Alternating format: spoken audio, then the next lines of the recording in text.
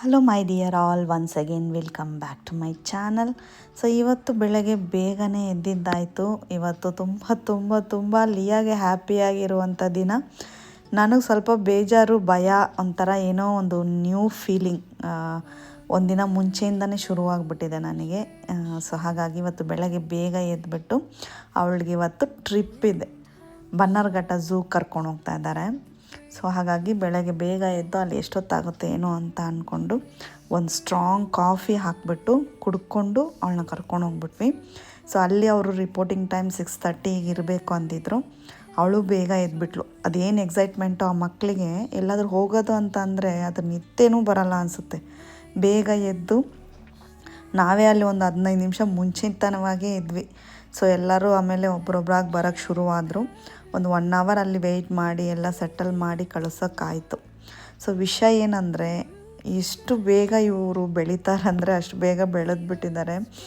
ನನಗಂತೂ ತುಂಬ ತುಂಬ ಬೇಜಾರು, ಭಯ, ಒಂಥರ ಏನೋ ಕಳಿಸ್ಲಿಲ್ಲ ಅಂದರೆ ಫೀಲ್ ಮಾಡ್ಕೊತಾರೆ. ಅದು ಅಲ್ಲದೆ ಈ ಸ್ಕೂಲಲ್ಲಿ ಏನಂದರೆ ಕಂಪಲ್ಸರಿ ಮಾಡಿದ್ದಾರೆ. ಸೊ ಎಲ್ಲರೂ ಹೋಗಲೇಬೇಕಾದ ಒಂದು ಸಿಚುವೇಶನ್. ಬಿಕಾಸ್ ಅವರು ಅದನ್ನು ಹಾಗೆ ಅವರಿಗೆ ಒಂದು ಎಜುಕೇಟು ಮಾಡ್ತಾರೆ. ಪ್ರತಿಯೊಂದು ಜಾಗಕ್ಕೆ ಕರ್ಕೊಂಡೋಗ್ಬೇಕಾದ್ರೂ ಅದು ಟ್ರಿಪ್ ಮಾಡೋದಲ್ಲದೆ ಎಜುಕೇಷನು ಸಿಗುತ್ತೆ ಅವ್ರಿಗೆ ಅದರಲ್ಲೇ. ಸೊ ಟೋಟಲಾಗಿ ಒಂದು 8 ಬಸ್ಸು ಹೋಗ್ತಾ ಇದೆ. ಸೂಪರಾಗಿ ಡಿಲಕ್ಸ್ ಎಸಿ ಬಸ್ಗಳೇ. ಸೊ ಮಕ್ಕಳಿಗೆ ಸ್ವಲ್ಪ ಮಿನಿಮಲಾಗಿ ಇರೋವಂಥ ಜಾಗ ಕಂಜೆಸ್ಟೆಡ್ ಆಗಬಾರ್ದು ಅನ್ನೋಕ್ಕೋಸ್ಕರ ಇಟ್ಟಿದ್ದಾರೆ. ಸೊ ಲಿಯಾ ಮಿಸ್ ಅಂತೂ ಅಮೇಝಿಂಗ್, ತುಂಬ ಓಪನ್ ಆಟಾಡೋರು. ತುಂಬ ಅಂದರೆ ತುಂಬ ಮಕ್ಕಳನ್ನ ನೀಟಾಗಿ ನೋಡ್ಕೊತಾರೆ. ತುಂಬ ಖುಷಿಯಾಗುತ್ತೆ ಅವ್ರದ್ದು. ನಿಜವಾಗ್ಲೂ ಒಂದು ಟೀಚರ್ಗೆ ಅವರು ಒಂದು ಅದಕ್ಕೆ ಹೇಳಿ ಮಾಡ್ದಂಗೆ ಇರ್ತಾರಲ್ವ, ಆ ರೀತಿ ಆಗಿರುವಂಥ ಒಂದು ಮಿಸ್ ಅಂತಲೇ ಹೇಳ್ಬೋದು ಅವರು. ಸೊ ಅವ್ರದ್ದೇ ಬಸ್ಸು ಮುಂದೆ ನಿಂತಿರೋದು. ಹಾಗಾಗಿ ಫಸ್ಟ್ ಅವಳು ಹೋಗಿ ಹತ್ತಿ ಕೂತ್ಕೊಂಡ್ಬಿಟ್ಟಿದ್ದಾಳೆ. ಫಸ್ಟು ಟೈಮ್ ನನ್ನ ಲೈಫಲ್ಲಿ ಅವಳನ್ನ ಈ ಥರ ಕಳಿಸ್ತಾ ಇರೋದು. ಸೊ ಯಾಕಂದರೆ 3 ವರ್ಷ ಸ್ಕೂಲಿಗೆ ಹೋಗಿದ್ದಾಳೆ, 3 ವರ್ಷವೂ ಟ್ರಿಪ್ಗಳಿದ್ವು. ಯಾವ ಟ್ರಿಪ್ಪಿಗೂ ನಾನು ಅಲೋ ಮಾಡಿಲ್ಲ. ಒಂಥರ ಮನಸ್ಸಲ್ಲಿ ಏನೋ ಒಂಥರ ಧೈರ್ಯ ಇಲ್ಲ, ಅವ್ರ ಮುಂದೆ ತೋರಿಸ್ಕೊಳ್ಳೋಕ್ಕಾಗಲ್ಲ. ಬಟ್ ಒಂದು ಅಮ್ಮನಾಗಿ ಅಷ್ಟು ನನಗೆ ಅವಳು ಹೋಗೋ ದಿನವೂ ನನಗೆ ತುಂಬ ಅಳು ಬರ್ತಾಯಿತ್ತು. ಅದು ಏನಂತಲೇ ಗೊತ್ತಿಲ್ಲ. ಬಿಕಾಸ್ ತುಂಬ ದೂರ ಹೋಗ್ತಿದ್ದಾಳೆ ಅಂತ. ಇವಾಗಲೂ ಅಷ್ಟೇ ವಾಯ್ಸ್ ಓವರ್ ಕೊಡಬೇಕಾದ್ರೂ ನನಗೆ ಅವಳನ್ನ ನೆನೆಸ್ಕೊಂಡ್ರೇ ನನಗೆ ಒಂಥರ ತುಂಬ ಎಮೋಷ್ನಲ್ ಆಗಿಬಿಡ್ತೀನಿ. ಸೊ ತುಂಬ ಅಳು ಬರೋಂಗೆ ಆಗುತ್ತೆ. ಹುಷಾರಾಗಿ ಬನ್ನಿ ಅಂತ ಹೇಳಿ ಡ್ರೈವರ್ ಹತ್ರನೇ ಹೋಗಿ ಹೇಳಿಬಿಟ್ಟು ಬಂದೆ ನಾನು. ಸೊ ಅವರು ತುಂಬ ಟೈಮ್ ನಿಂತ್ಕೊಂಡೇ ಇತ್ತು. ಸೊ ಒಂದು ಟೈಮ್ ಅವ್ರಿಗೆ ರೆಸ್ಟ್ ರೂಮ್ ಕರ್ಕೊಂಡು ಹೋಗ್ಬಿಟ್ಟು ಬಂದರು. ಸುಮಾರು ಟೈಮ್ ಅಲ್ಲೇ ಇತ್ತು. ಹಂಗಾಗಿ ನಾವು ಅಲ್ಲೇ ಟೈಮ್ ಸ್ಪೆಂಡ್ ಮಾಡಿದ್ವಿ. ಹೊರಟಿದ್ದೆ ಅದೊಂದು 7:30 7:40 ಆಯ್ತು ಅನಿಸುತ್ತೆ. ಅವ್ರಿಗೆ ಬ್ರೇಕ್ಫಾಸ್ಟು, ಲಂಚು, ಸ್ನ್ಯಾಕ್ಸ್ ಎಲ್ಲ ಅಲ್ಲೇ ಪ್ರೊವೈಡ್ ಮಾಡ್ತೀನಿ ಅಂತ ಹೇಳಿದರು. ಬಿಕಾಸ್ ಸ್ಕೂಲಲ್ಲಿ ಇವಾಗ ಕೂಡ ಲಂಚು ಡಿನ್ನರೆಲ್ಲ ರೆಡಿಯಾಗಿ ಇರುತ್ತೆ. ಅಂದರೆ ಡಿನ್ನರ್ ಅಲ್ಲ, ಬ್ರೇಕ್ಫಾಸ್ಟು, ಲಂಚು ಇದೆರಡು ಎವ್ರಿ ಡೇ ಅವ್ರಿಗೆ ಸ್ಕೂಲಲ್ಲಿ ಕೊಟ್ಬಿಡ್ತಾರೆ.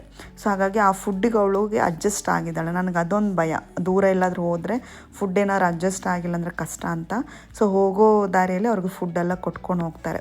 ಸೊ ಅಲ್ಲೇ ಇದ್ದು 1.5 ಅವರ್ ಅಲ್ಲೇ ಇದ್ದು ನೋಡಿಬಿಟ್ಟು ಅವಳನ್ನ ಕಳಿಸಿ ಮನೆಗೆ ಮತ್ತೆ ವಾಪಸ್ ಬಂದ್ವಿ. ಬಿಕಾಸ್ ಹಸ್ಬೆಂಡ್ಗೆ ಆಫೀಸ್ ಇದೆ, ನಮ್ಮ ದಿನಚರಿ ನಡಿಬೇಕಲ್ವ. ಹಾಗಾಗಿ ವಾಪಸ್ ಬಂದು ನಾನು ಇವತ್ತು ಹಸ್ಬೆಂಡ್ ತುಂಬ ಟೆಂಪ್ಟಿಂಗ್ ಆಗಿದೆ, ಪುಳಿಯೋಗರೆ ಮಾಡು ಅಂತ ಅಂದರು. ಸರಿ ಅಂತೇಳಿ ಅವ್ರಿಗೋಸ್ಕರ ಪುಳಿಯೋಗರೆ ಮಾಡ್ತಾಯಿದ್ದೀನಿ. ಹಾಗೂ ನನಗೆ ಪುಳಿಯೋಗರೆ ಅಂದರೆ ನನಗೆ ಅಷ್ಟು ಇಷ್ಟ.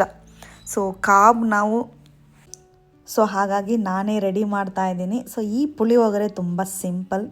ಸ್ವಲ್ಪ ಎಣ್ಣೆ ಹಾಕ್ಕೊಂಡು ಸಾಸಿವೆ, ಜೀರಿಗೆ, ಕಡಲೆಬೇಳೆ, ಉದ್ದಿನಬೇಳೆ, ಕಡಲೆ ಬೀಜ, ಹಸಿಮೆಣಸಿನ್ಕಾಯಿ, ಒಣಗಿದ ಮೆಣಸಿನ್ಕಾಯಿ, ಆಮೇಲೆ ಕರಿಬೇವು ಸೊಪ್ಪು ಇಷ್ಟನ್ನು ಹಾಕಿ ಚೆನ್ನಾಗಿ ಎಣ್ಣೆಯಲ್ಲಿ ಒಗ್ಗರಣೆ ಕೊಟ್ಕೊಳ್ಳಿ.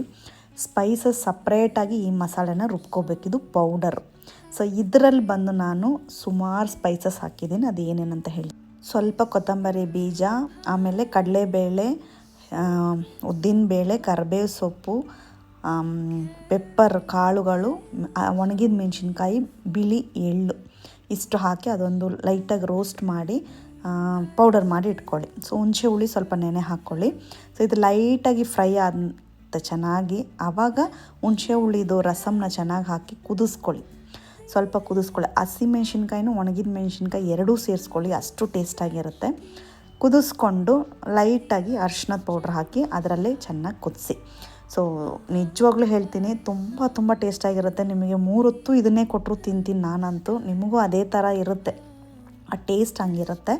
ಸೊ ಅದಕ್ಕೆ ಸ್ವಲ್ಪ ಸಾಲ್ಟ್ ಹಾಕ್ಕೊಂಡು ಸ್ವಲ್ಪ ಹಿಂಗೆ ಹಾಕ್ಕೊಳ್ಳಿ. ಚೆನ್ನಾಗಿ ಇದನ್ನು ಕುದಿಯೋಕ್ಕೆ ಬಿಟ್ಬಿಡಿ. ಆ ಕುದಿಬೇಕು, ಸ್ಮೆಲ್ ಒಂಥರ ಚೆನ್ನಾಗಿ ಬರ್ತಾ ಇರುತ್ತೆ. ಆ ಟೈಮು ತುಂಬ ನಮಗೆ ಟೆಂಪ್ಟಿಂಗ್ ಆಗ್ತಾ ಇರುತ್ತೆ ಮಾಡ್ತಿರ್ಬೇಕಾದ್ರೆ. ಆ ಬ್ಲ್ಯಾಕ್ ಕಲರ್ ಇವಾಗ ಬಂತಲ್ವ, ಆ ಕಪ್ಪು ಕಲರ್ ಆಗೋ ತನಕ ಕುದಿಯೋಕ್ಕೆ ಬಿಡಿ. ಆಮೇಲೆ ಬಿಸಿ ಬಿಸಿ ರೈಸ್ ಉದ್ರುದ್ರಾಗಿ ಬಡಿಸಿರೋ ರೈಸಿಗೆ ನಾನು ಮಾಡಿದ ಪೌಡರ್ನ ಫಸ್ಟು ಅಪ್ಲೈ ಮಾಡಿ, ಅಪ್ಲೈ ಅಂತ ಬರುತ್ತೆ, ಹಾಕ್ಬಿಟ್ಟು ಅದನ್ನು ಫುಲ್ ಕಲಿಸ್ಬಿಟ್ಟು ನೆಕ್ಸ್ಟ್ ನಾವೇನು ಒಗ್ಗರಣೆ ಕೊಟ್ಟಿದ್ದೀವಲ್ಲ, ಆಮೇಲೆ ಆ ಒಗ್ಗರಣೆ ಬಿಸಿ ಬಿಸಿ ಅದರಲ್ಲಿ ಹಾಕಿ. ಸೊ ನಾನು ಗ್ಲೌಸ್ ಹಾಕ್ಕೊಂಡು ಮಾಡ್ತಾಯಿದ್ದೀನಿ, ಬಿಕಾಸ್ ತುಂಬ ಬಿಸಿ ಬಿಸಿಯಾಗಿ ಕೈಗೆ ಇದು ಮಾಡೋಕ್ಕಾಗಲ್ಲ. ಮತ್ತು ಕೈಯಲ್ಲಿ ಮಾಡಿ ತಿಂದರೂ ತುಂಬ ಟೇಸ್ಟಾಗಿರುತ್ತೆ. ಬಿಸಿ ಬಿಸಿ ಈ ರೀತಿ ಮಿಕ್ಸ್ ಮಾಡ್ತಾಯಿದ್ದೀನಿ. ತುಂಬ ಚೆನ್ನಾಗಿ ಮಿಕ್ಸ್ ಮಾಡಬೇಕಾದ್ರೇ ಒಂದು ಬಾಯಿ ಟೇಸ್ಟ್ ನೋಡಿದೆ.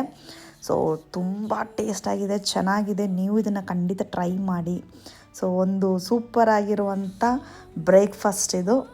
ಬಟ್ ಈ ಥರ ಎಲ್ಲ ಫುಡ್ ನೋಡಿದ್ರೆ ಡಯಟು ಎಲ್ಲ ಹಾರೋಗುತ್ತೆ. ಸ್ವಲ್ಪ ಚೆನ್ನಾಗಿ ಅವತ್ತು ತಿನ್ನೋಣ ಅಂಥೇಳಿ ಮಾರ್ನಿಂಗ್ ಬ್ರೇಕ್ಫಾಸ್ಟಿಗೆ ಒಂದು ಸೂಪರಾಗಿರೋಂಥ ಚಟ್ನಿನೂ ರುಬ್ಕೊಂಡು, ಪುಳಿಯೋಗರೆ ನಾನು ಇಷ್ಟು ತೊಗೊಂಡಿದ್ದೀನಿ. ಯಾಕಂದರೆ ಇಷ್ಟು ನನಗೆ ಸಾಲಲ್ಲ. ಇದಲ್ಲದೆ ನಾನು ಸ್ವಲ್ಪ ಬೇರೆ ಏನಾದರೂ ಸ್ನ್ಯಾಕ್ಸ್ ತಿನ್ಕೊತೀನಿ. ಬೇಗನೆ ಇದನ್ನು ತಿಂದಿದ್ದಾಯಿತು. ತಿಂದಾದಮೇಲೆ ನಿಮಗೆ ಇವತ್ತು ಒಂದು ಸ್ವಲ್ಪ ಎಕ್ಸಸೈಸ್ಗಳನ್ನ ಹೇಳ್ಕೊಡ್ತೀನಿ. ನಿಮ್ಮ ಹೊಟ್ಟೆ ಭಾಗನ ಕಮ್ಮಿ ಮಾಡೋದಕ್ಕೆ ಫುಲ್ ಬಾಡಿ ವರ್ಕೌಟ್ ಥರ. ಇದು ಫುಲ್ ಬಾಡಿಗೂ ಚೆನ್ನಾಗಿ ವೆಯ್ಟ್ ಲಾಸ್ ಕೊಡುತ್ತೆ ಆ್ಯಂಡ್ ಶೇಪು ಕೊಡುತ್ತೆ. ಸೊ ವರ್ಕೌಟ್ ಬಂದು ನಾನು ನಿಮಗೆ ಮುಂಚೆನೇ ಹೇಳಿರ್ತೀನಿ, ಸಡನ್ನಾಗಿ ಸ್ಟಾರ್ಟ್ ಮಾಡೋದು ಇಲ್ಲ, ನಿಮಗೆ ಮಾಡಲೇಬೇಕಂತ ಮಾಡೋದೆಲ್ಲ ಮಾಡಿದ್ರೆ ಆಗಲ್ಲ. ನೀವು ಇಷ್ಟಪಟ್ಟು ಮಾಡಬೇಕು. ಸೊ ಫಸ್ಟು ಯಾವುದೇ ವರ್ಕೌಟ್ ನಾವು ಮಾಡಬೇಕಾದ್ರೂ ವಾರ್ಮ್ ಅಪ್ಪು ತುಂಬ ಇಂಪಾರ್ಟೆಂಟ್. ನಾನಿದು ನಿಮಗೋಸ್ಕರ ಸುಮ್ಮನೆ ತೋರಿಸ್ತಿದ್ದೀನಿ. ನಾನು ಆಲ್ರೆಡಿ ಫುಲ್ ಬಾಡಿ ವರ್ಕೌಟ್ ಮಾಡಿಬಿಟ್ಟಿದ್ದೀನಿ. ಯಾವಾಗಲೂ ನಾನು ಜಿಮ್ಮಿಗೆ ಹೋಗಬೇಕಾದ್ರೆ ಫುಲ್ ಬಾಡಿ ವರ್ಕೌಟ್ ಒಂದು ಸೆಟ್ ಮಾಡಿಬಿಟ್ಟೆ ಜಿಮ್ಮಿಗೆ ಹೋಗ್ತೀನಿ. ಬಿಕಾಸ್ ಇಲ್ಲೇ ನಾನು ವಾರ್ಮ್ ಅಪ್ ಎಲ್ಲ ಮಾಡಿಕೊಂಡು ಜಿಮ್ಮಿಗೆ ಹೋದರೆ ಡೈರೆಕ್ಟಾಗಿ ನಾನು ವರ್ಕೌಟ್ ಸ್ಟಾರ್ಟ್ ಮಾಡಿಬಿಡ್ತೀನಿ.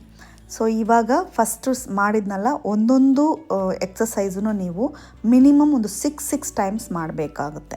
ಸೊ ಒಂದು ಹ್ಯಾಂಡ್ 6, ಇನ್ನೊಂದು ಹ್ಯಾಂಡ್ 6, ಈ ಕಡೆ ಒಂದು ರೊಟೇಷನ್ 6 ಅಂದರೆ ಆ ಕಡೆ ಒಂದು ರೊಟೇಷನ್ 6, ಈ ಥರ ಕಾಲು ಅಷ್ಟೇ. ಈ ಥರ ರೊಟೇಷನ್ 6 ಅಂದರೆ ಈ ಕಡೆದು 6.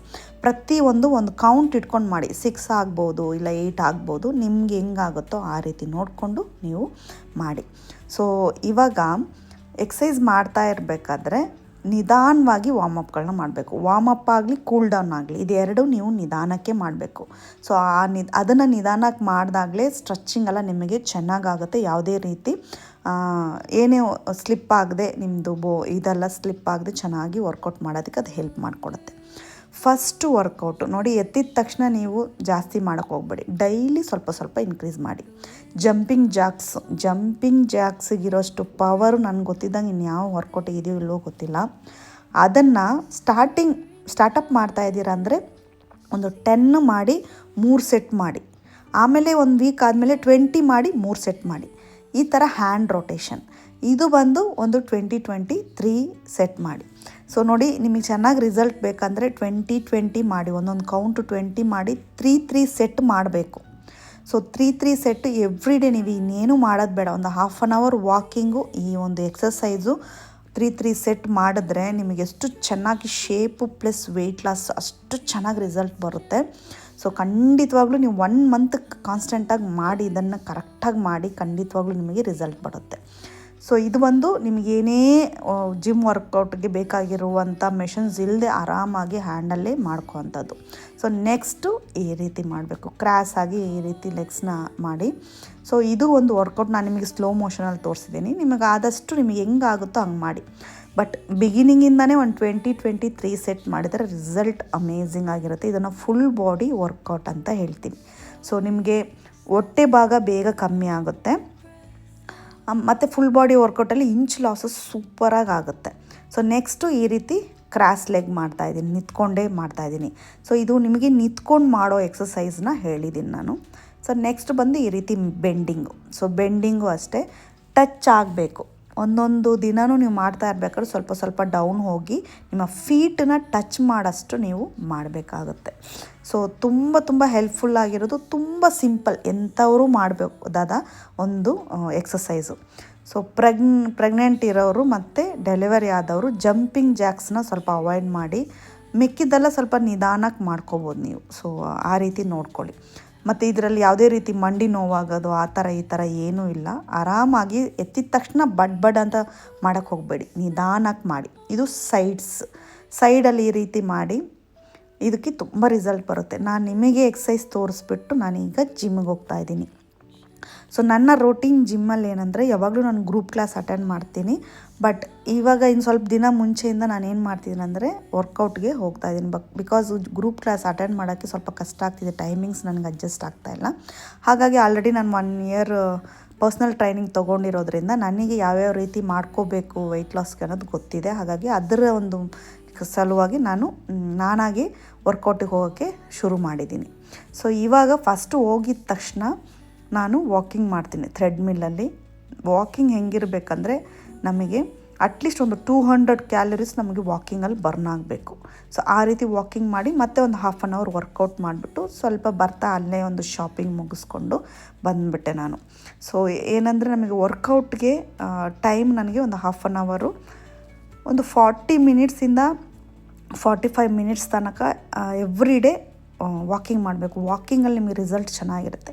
ಶುರುವಲ್ಲಿ ವಾಕಿಂಗ್ ಜಾಸ್ತಿ ಮಾಡಿ, ಆಮೇಲೆ ಹೋಗ್ತಾ ನಮಗೆ ವರ್ಕೌಟು ತಾನಾಗಿರುತ್ತೆ. ಯಾಕಂದರೆ ಫಸ್ಟೇ ವರ್ಕೌಟ್ ಜಾಸ್ತಿ ಮಾಡಿಬಿಟ್ರೆ ಏನಾಗುತ್ತೆ, ಬಾಡಿ ಪೇನೆಲ್ಲ ಜಾಸ್ತಿ ಆಗಿಬಿಡುತ್ತೆ. ಹಾಗಾಗಿ ಸೊ ತುಂಬ ಪಾತ್ರೆಗಳಿದ್ದು, ಹಾಗಾಗಿ ಸ್ವಲ್ಪ ಪಾತ್ರೆನ ಮನೆಗೆ ಬಂದ ತಕ್ಷಣ ಸ್ವಲ್ಪ ಡಿಶ್ ವಾಷರಲ್ಲಿ ಹಾಕಿದ್ದೀನಿ. ಬಿಕಾಸ್ ಮೇಡು ಪಾಪ ತುಂಬ ಜಾಸ್ತಿ ಆದರೆ ಅವ್ರಿಗೂ ಸ್ವಲ್ಪ ಕಷ್ಟ ಆಗುತ್ತೆ ಅಂತ ಹೇಳಿ ಸ್ವಲ್ಪ ತುಂಬ ಇದಾಗಿರೋದೆಲ್ಲ ಸಿಂಪಲ್ಲಾಗಿ ಕೊಳೆ ಹೋಗೋದೆಲ್ಲ ನಾನು ಡಿಶ್ ವಾಷರಲ್ಲಿ ಹಾಕಿಬಿಟ್ಟೆ. ಮಿಕ್ಕಿದೆಲ್ಲ ಬಂದು ಅವ್ರು ವಾಶ್ ಮಾಡಿಬಿಡ್ತಾರೆ. ಡಿಶ್ ವಾಷರಲ್ಲಿ ಹಾಕಿರೋದನ್ನು ನೀಟಾಗಿ ಅವರು ಎತ್ತಿಕ್ಬಿಡ್ತಾರೆ. ಮಧ್ಯಾಹ್ನ ಲಂಚ್ಗೆ ನಾನು ಇವತ್ತೇನು ರೆಡಿ ಮಾಡಿದ್ದೀನಿ ಅಂದರೆ, ಗೋಧಿ ದೋಸೆ, ತರಕಾರಿ ಎಲ್ಲ ಹಾಕಿ ಗೋಧಿ ದೋಸೆ ಒಂದು ತೊಗೊಂಡಿದ್ದೀನಿ. ಒಂದು 150 ಗ್ರಾಮ್ ಬಂದು ಬೆಂಡೆಕಾಯಿ ಪಲ್ಯ ತೊಗೊಂಡಿದ್ದೀನಿ. 200 ಗ್ರಾಮ್ ಬಂದು ಕುಕ್ಕುಂಬರ್ ತೊಗೊಂಡಿದ್ದೀನಿ. ಒಂದು ಬೌಲ್ ಫುಲ್ಲು ಸೊಪ್ಪು ತೊಗೊಂಡಿದ್ದೀನಿ. 2 ಮೊಟ್ಟೆನ ಲೈಟಾಗಿ ಫ್ರೈ ಮಾಡಿ ತೊಗೊಂಡಿದ್ದೀನಿ. ಏನು ಆನಿಯನ್ ಏನೋ ಹಾಕಿಲ್ಲ. ಮಧ್ಯಾಹ್ನಕ್ಕೆ ಊಟ ಮುಗಿಸ್ಬಿಟ್ಟು ನೈಟಿಗೆ ಬೇಗ ಡಿನ್ನರು ನಾನು ಮಾಡಿಬಿಟ್ಟೆ. ಬಿಕಾಸ್ ಲಿಯಾ ಟೂರಿಗೆ ಹೋಗಿದ್ದಾಳಲ್ಲ, ಬರಬೇಕಾದಾಗ ಕರ್ಕೊಂಬಂದುಬಿಡ್ಬೇಕು ಅಂತ ಹೇಳಿ ಆದಷ್ಟು ಮನೇಲೇ ಅಡುಗೆ ಮಾಡಿ ತಿನ್ನೋಣ ಅಂತ ಹೇಳಿ ಈವ್ನಿಂಗ್ ಬೇಗನೆ ಮಾಡಿಬಿಟ್ಟೆ. ಸೊ ಇದಕ್ಕೆ ಸಿಂಪಲ್ ಅಷ್ಟೇ, ಬರೀ ಆನಿಯನ್ನು ಸ್ವಲ್ಪ ಮಸಾಲ ಸ್ಪೈಸಸ್ ಹಾಕಿ ಇದನ್ನು ಆಲ್ರೆಡಿ ಸೋಕ್ ಮಾಡಿಟ್ಟಿದ್ದೀನಿ. ಕರ್ಡು, ನಾರ್ಮಲ್ ಮೆಣಸಿನ್ಕಾಯಿ ಪೌಡರ್ ಅಂದರೆ ಚಿಲ್ಲಿ ಪೌಡರು, ಏನು ಮಸಾಲೆಯಲ್ಲಿ ಚಿಲ್ಲಿ ಪೌಡರು, ಶುಂಠಿ ಬೆಳ್ಳುಳ್ಳಿ ಪೇಸ್ಟು, ಉಪ್ಪು ಇಷ್ಟನ್ನು ಹಾಕಿ ಬೆಳಗ್ಗೆನೇ ಇದನ್ನು ಮ್ಯಾರಿನೇಟ್ ಮಾಡಿ ಇಟ್ಬಿಟ್ಟೆ. ನೈಟಲ್ಲಿ ಈ ರೀತಿ ಜಸ್ಟ್ ಆನಿಯನ್ ಮಾತ್ರ ಹಾಕಿದ್ದೀನಿ. ಸ್ವಲ್ಪ ಮೆಣಸಿನ್ಕಾಯಿ, ಕರಿಬೇವು ಸೊಪ್ಪು, ಸ್ವಲ್ಪ ಸ್ಪೈಸಸ್ ಹಾಕಿಬಿಟ್ಟು ಇದು ಚೆನ್ನಾಗಿ ಬೇಯ್ದು ಫುಲ್ಲು ಡ್ರೈ ಆಗಬೇಕು. ಆ ಥರ ಇದು ಫುಲ್ಲು ಡ್ರೈ ಆದಮೇಲೆ ಚಪಾತಿಗೋ ರೊಟ್ಟಿಗೋ ಏನಕ್ಕಾದರೂ ಯೂಸ್ ಮಾಡ್ಕೋಬೋದು. ಸೊ ಇದನ್ನೆಲ್ಲ ಮುಗಿಸಿ, ತುಂಬ ಬೇಗನೆ ಕತ್ಲೆ ಆಗಿಬಿಟ್ಟಿದೆ. ಲಿಯಾನ್ ಕರ್ಕೊಂಡು ಬರೋಕ್ಕೆ ಹೋಗ್ಬಿಟ್ವಿ. 7 ಗಂಟೆಗೆ ಅಲ್ಲಿ ಬರ್ತೀವಿ ಅಂದಿದ್ರು. ನಾವು ಇಲ್ಲಿಂದ 6 ಗಂಟೆಗೆ ಹೋಗಿ ಅಲ್ಲಿ ಸ್ವಲ್ಪ ಹೊತ್ತು ವೆಯ್ಟ್ ಮಾಡ್ತಿದ್ವಿ. ಹಂಗೂ ಹಿಂಗೂ ಅಂತ ಒಂದು 7:15 ಬಂದುಬಿಟ್ರು. ಸೊ ತುಂಬ ಟಯರ್ಡಾಗಿ ಬಂದಿದ್ದರು. ಫಸ್ಟ್ ಡೇ ಅವಳನ್ನ ಬಿಟ್ಟು ನಾನು ಇಷ್ಟು ಇದ್ದಿದ್ದು. ಸೊ ನನಗೂ ತುಂಬ ಫೀಲ್ ಆಯಿತು, ತುಂಬ ಮಿಸ್ ಮಾಡ್ಕೊತಿದ್ದೆ. ಆದರೂ ಏನೋ ಒಂದು ಕೆಲಸ ಮಾಡ್ಕೊಂಡು ಬ್ಯುಸಿ ಇದ್ವಿ. ನೋಡಿದ ತಕ್ಷಣ ಟಯರ್ಡ್ ಆಗಿದ್ಲು. ಅವಳದು ಸ್ಟೋರಿ ಶುರು ಆಯಿತು ಅಲ್ಲಿಂದನೇ. ಅವ್ರ ಅಪ್ಪನೂ ಬೇಗ ಬಂದುಬಿಟ್ರು. ಅವಳು ಪಿಕಪ್ ಮಾಡಬೇಕಂತ ಅವ್ರ ಆಫೀಸಿಂದ 4 ಗಂಟೆಗೆ ಮನೆಗೆ ಬಂದಿದ್ದಾರೆ. ಬೇಗ ಬಂದುಬಿಡ್ತಾಳೆ, ಹೋಗಿ ಪಿಕ್ ಮಾಡ್ಕೊಂಬರೋಣ ಅಂತ. ಸೊ ಹಾಗೆ ಪಿಕ್ ಮಾಡಿಕೊಂಡು ಮನೆಗೆ ಬಂದು ಸೇರಿದ್ದಾಯಿತು. ಸೊ ಇದೇ ಇವತ್ತಿನ ಒಂದು ಸ್ಮಾಲ್ ಸ್ಟೋರಿ. ಸೊ ಈ ವಿಡಿಯೋನ ಫುಲ್ಲಾಗಿ ನೋಡೋದಕ್ಕೆ ನಿಮಗೆ ತುಂಬ ಥ್ಯಾಂಕ್ಸ್ ಹೇಳ್ತಾ ಈ ವಿಡಿಯೋ ಇಲ್ಲಿಗೆ ಮುಗಿಸ್ತಾ ಇದ್ದೀನಿ. ಈ ವಿಡಿಯೋ ನಿಮಗೆ ಇಷ್ಟ ಆಗಿದ್ದರೆ ಒಂದು ಲೈಕ್ ಮಾಡಿ, ಫ್ಯಾಮಿಲಿ ಫ್ರೆಂಡ್ಸ್ಗೆ ಶೇರ್ ಮಾಡಿ. ನನ್ನ ಚಾನಲ್ಗೆ ಹೊಸಬರಾದರೆ ಸಬ್ಸ್ಕ್ರೈಬ್ ಮಾಡೋದನ್ನ ಮರಿಬೇಡಿ. ನೆಕ್ಸ್ಟ್ ಒಂದು ವಿಡಿಯೋದಲ್ಲಿ ನಿಮ್ಮನ್ನು ಭೇಟಿ ಮಾಡ್ತೀನಿ. ಬಾಯ್.